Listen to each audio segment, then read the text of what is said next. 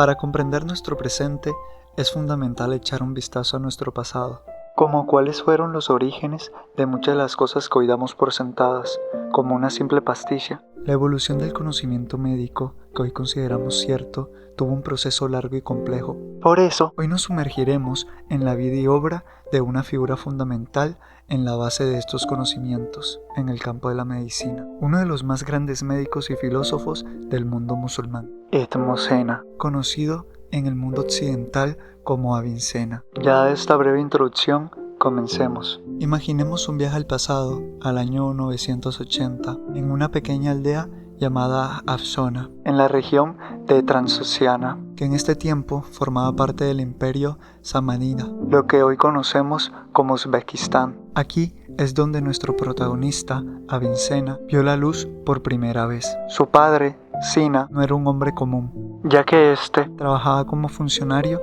del gobierno del imperio Samánida, dedicándose a la administración pública. Gracias a su posición y su educación, Sina pudo crear un ambiente intelectual rico para su hijo. Incluso le introdujo la doctrina de los islamíes y le proporcionó acceso a las obras de los Hermanos de la Pureza, textos llenos de sabiduría científica y filosófica. En el caso de su madre, Setare, no está muy bien documentada, así que prosigamos con el resto de la historia. Ahora bien, visualicemos a un joven Avicenna mudándose a la ciudad de Bújara después de su nacimiento. Aquí se empapó de los conocimientos de la biblioteca del emir. Fue en este lugar donde conoció a su influyente maestro, Abdallah Junitali, el cual le enseñó filosofía y ciencias naturales en la escuela de Bani Sakat. Avicenna también fue influenciado por la literatura griega, de Aristóteles en el campo de la filosofía o de Hipócrates y Galeno en el campo de la medicina, y representantes persas como Al-Farabi o Sakirara, sin incluir su interacción con grandes intelectos de la época para cuestiones de debate o colaboraciones políticas. Gracias a esta educación tan completa, Avicenna realizó numerosas contribuciones a la medicina, abarcando temas como enfermedades orgánicas, higiene, dietas, cirugía, anatomía y farmacología. Su capacidad para investigar sin limitaciones le permitió sentar bases sólidas en la medicina, siendo reconocido por ello. Aunque no pudo crear su propia corriente filosófica debido a limitaciones políticas y culturales, a diferencia de lo que pasaba con la medicina, adaptó su pensamiento al peripatetismo, que era la corriente filosófica de la época, teniendo un impacto significativo en Oriente, donde sus contribuciones a la lógica y a la teología fueron enormemente valoradas. Sin embargo, la vida de Avicenna no fue un camino de rosas, debido a sus ideas controvertidas y a la situación política de la época. Tuvo que mudarse constantemente. Desde Bújara se trasladó a Jurgan, hoy Urgench, Turkmenistán, buscando un lugar más seguro tras la caída del emir de Bújara. Luego se dirigió a Nishapur, el cual era un centro cultural y académico muy importante de la época, y más tarde a Jorgan, cerca del mar Caspio. Aquí pasó un tiempo en la corte local y escribió parte de su vasta obra. Después de Jorgan, Avicenna se mudó a Ray, cerca del actual Teherán, mientras trabajó para el gobernante local mientras continuaba sus estudios y escritos. Finalmente se estableció en Hamadán, donde fue nombrado médico del emir Shah al-Adwala, y más tarde se convirtió en un visir. Pero las controversias políticas no cesaron y fue encarcelado brevemente, hasta que llegó la muerte del emir y pues gracias a sus conexiones y el apoyo del pueblo pudo ser liberado. Buscando un entorno más estable, Avicenna se trasladó a Isfahán bajo el patrocinio de Al-Adwala Muhammad. Aquí completó muchas de sus obras más importantes. Sin embargo, sus problemas de salud, especialmente los cólicos crónicos que tenía, los cuales iban empeorando en la campaña militar con Al-Adwala Muhammad, le obligaron a regresar a Hamadán para tener una mejor atención médica, pero a pesar de esto aquí falleció a los 58 años el 22 de junio del año 1037 en Hamadán. Fue enterrado y recordado para su posteridad. La obra más famosa de Avicenna es el Canon de Medicina, o Qibat, Canon, un texto de referencia utilizado durante siglos en universidades por todo el mundo, especialmente en Europa.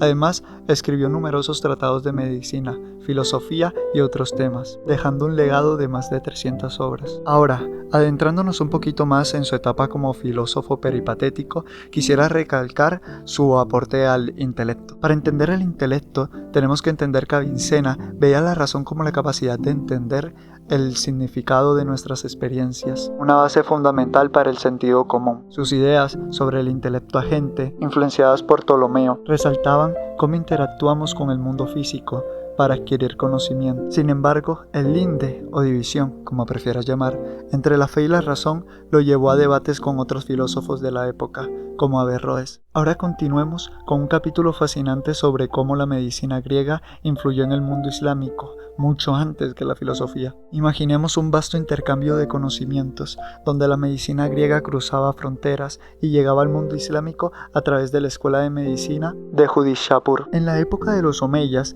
un judío persa llamado Masahawari tradujo al árabe las Pandettas de Aarón, un monje cristiano que vivió en Alejandría, poco antes de la conquista árabe. Recordemos que este era un centro de conocimiento. Estos textos representaban grandes avances médicos y fueron un puente esencial para la transición del conocimiento.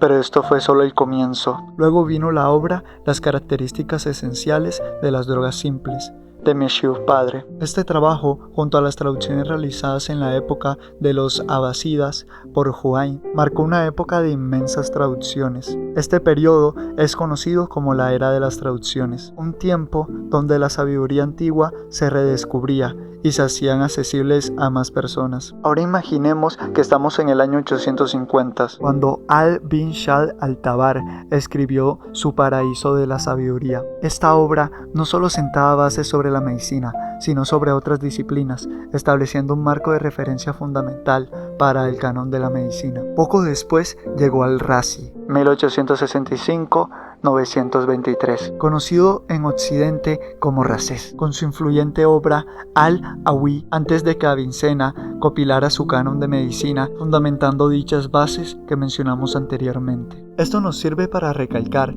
que antes de que Avicena compilara su canon de medicina ya existía una doctrina y una base médica musulmana bien establecida. Entonces, ¿qué hizo Avicena? Él recopiló y organizó toda esta información ya establecida junto a sus experiencias propias y observaciones clínicas. Su canon no solo separó la ciencia médica de otras disciplinas como la filosofía o de otras ramas como la religión, sino que también esclareció los fundamentos, reglas y bases de la medicina musulmana, creando un compendio que se convertiría en un pilar de la medicina durante siglos. Así vemos cómo la medicina griega llegó al mundo islámico y cómo, a través de una serie de traducciones, obras influyentes y la genialidad de pensadores como Avicena, se formó una traducción médica que perduró en el tiempo. El canon de la medicina de Avicena consta de 5 volúmenes detallados. El primer volumen trata sobre los principios generales de la medicina, el segundo de los remedios y los fármacos, el tercero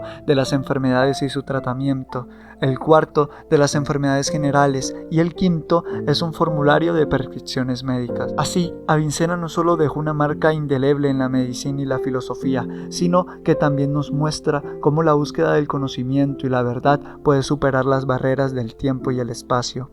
Gracias por acompañarnos en este viaje a través de la vida de Avicena. Para finalizar, les recuerdo que el resumen del video estará en la descripción. Si necesitan hacer algún trabajo o simplemente quieren tenerlo como notas, podrán encontrar toda la información ahí, junto con los enlaces de 2 artículos de donde saqué la información. Espero que les haya gustado el video, así que no olviden suscribirse, darle like, estar atentos para el próximo video. Si quieren profundizar más sobre estos temas, les recomiendo ver este video sobre los principales conceptos que deberían saber para estudiar farmacología. Estos son los conceptos que más se repiten y pues son los más esenciales como tal, así que no se lo pierdan.